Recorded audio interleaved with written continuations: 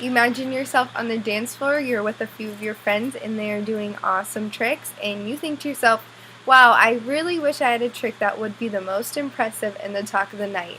And if you knew how to do a head spring, it would definitely be the most amazing move and your friends would never get over it. So, in this speech, I'm going to teach you how to do a head spring. I have been dancing since I was 2 years old. I am currently on the UNO dance team, and I've been teaching the head spring for the past 2 years to friends and other dancers, and we use head springs in our nationals dance, so they're pretty impressive. And so to do a head spring, you need the proper attire and environment. You need to learn how to set up. You need to know how to get off the ground, and you also need to know how to land safely. So the first step is the proper attire and environment. You need to have active clothes, and they also need to be tight and movable.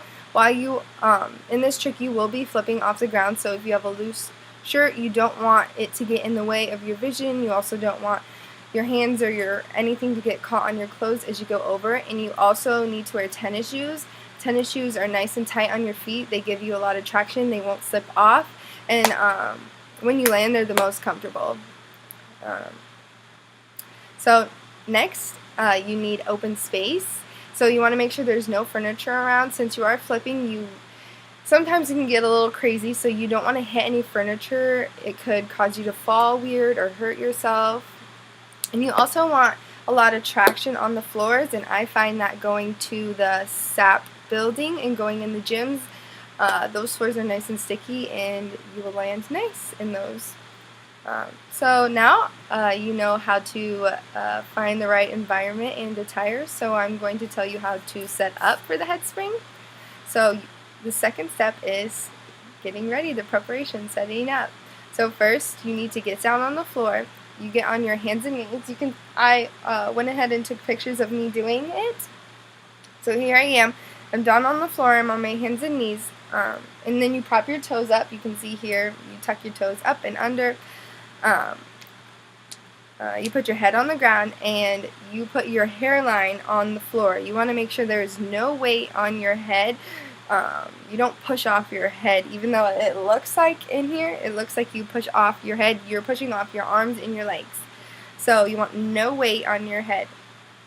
And then so now that you are set up for the head spring, now it's time to get off the ground.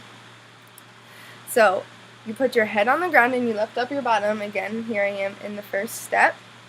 And then your legs are bent and your arms are in the box position. This gives you a nice setup to push off the ground hard because you will be flipping upside down. Now it's time to push off. You push your arms and legs in here. You can see my legs starting to push, and here my arms are starting to push.